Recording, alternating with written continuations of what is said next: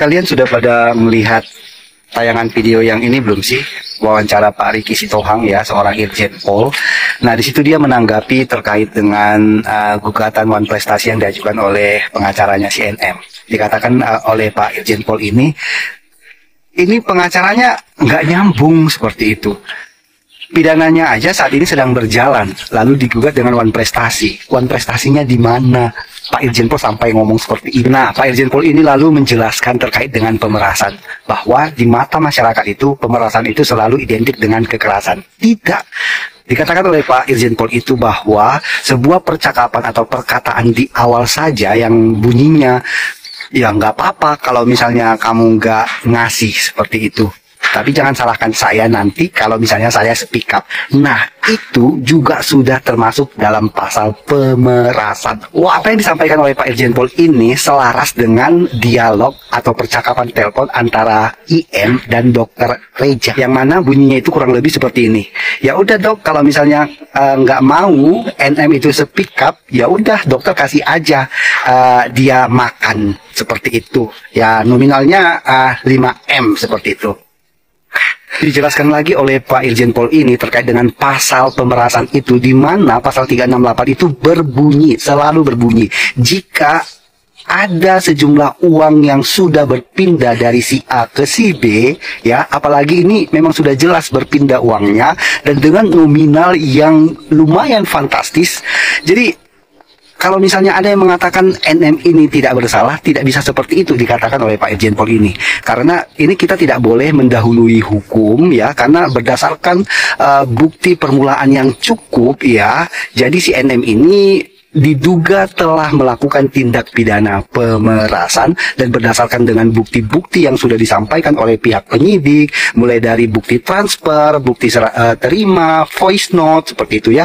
Itu sudah bukti yang cukup untuk menerapkan pasal pemerasan. Apalagi dikatakan oleh Pak Irjen Pol ini diberikan waktu langsung oleh pengadilan selama 30 hari karena kejaksaan menilai bahwasannya ini sudah akan menemukan benang merahnya dan kami siap untuk mensidangkan kasus atau perkara ini. Wow.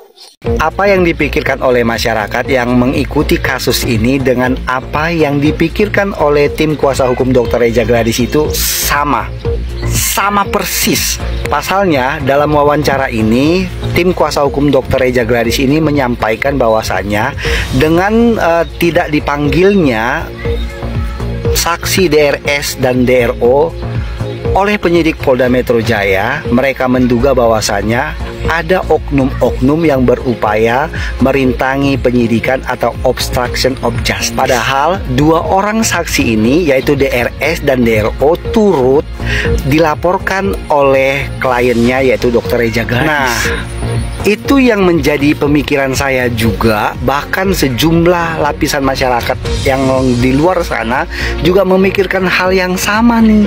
Maka dari itu tim kuasa hukumnya ini pun melaporkan terkait dengan dugaan obstruction of justice ini kepada Propam Polri, dan pihaknya juga berharap semoga Propam Polri dapat menindaklanjuti ini, dan suara masyarakat juga berharap agar Propam Polri ini memberikan angin yang segar karena ini sudah menjadi atensi publik kasus ini dan harus benar-benar diusut.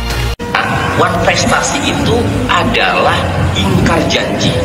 Ingkar janji itu berarti ada janji yang diingkari. Ya. Di dalam hukum One Prestasi, ya, biasanya kalau orang yang melakukan One Prestasi itu ya, bisa digugat ke pengadilan atas perbuatan One Prestasi. Jadi perbuatan One Prestasi itu ya harus dibuktikan secara tertulis, harus ada perjanjian. Jadi menurut Pak Tony RM, Bapak pengacara ini berkata bahwa langkah yang diambil oleh NM dan juga pengacaranya ini merupakan suatu hal yang tidak tepat kalau mau menggugat One Prestasi. Tujuannya mau apa? Mau menggagalkan atau mau menghold, menunda, pendingkan kasus pidana yang sudah naik di Polda Metro Jaya. Begitu. Dengan alasan One Prestasi. Sementara mau One Prestasi tapi nggak ada surat kontraknya. Emang ada surat perjanjian antara DRZ dan NM? Selama berapa tahun, berapa miliar? Ada nggak? mau banget naik one prestasi, gugat one prestasi, surat kontraknya mana? Agak lucu ya pengacara ini dan juga kliennya ini. One prestasi, mana surat perjanjiannya, mana kontraknya, mana hitam di atas putihnya, apa yang mau digugat, berdasarkan apa? Jadi daripada sibuk one prestasi, mending desak Kapolri untuk bisa gelar perkara khusus untuk S dan O itu dinaikin jadi saksi, atau mau naik lagi statusnya digelar.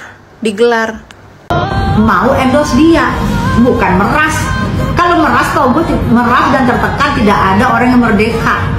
Kemerdekaan ada, bisa jualan, bisa jalan-jalan, bisa kemana-mana. Kalau orang tertekan tidak ada kemerdekaan di dia, gitu loh menurut aku. Kesan nikah mungkin terakhir untuk kedua belah pihak yang makin memanas. Damai. Ya karena gini loh, tidak P21, Niki keluar, lu bisa bayangin Niki akan diem. Jauh panggang dari api, pasti Niki akan tuntut balik, betul nggak? Tapi kalau lu baik hati, lu membuka diri lu damai, lu diem, damai aja, udah damai lagi. Niki pun damai, aku rasakan jauh lebih baik. Damai, cabut laporan, Niki keluar, selesai.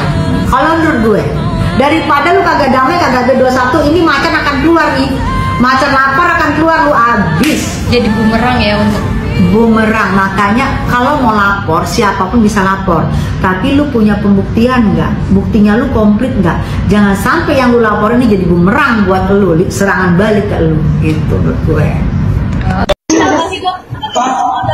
Very interesting. Pokoknya semua masalah yang besar itu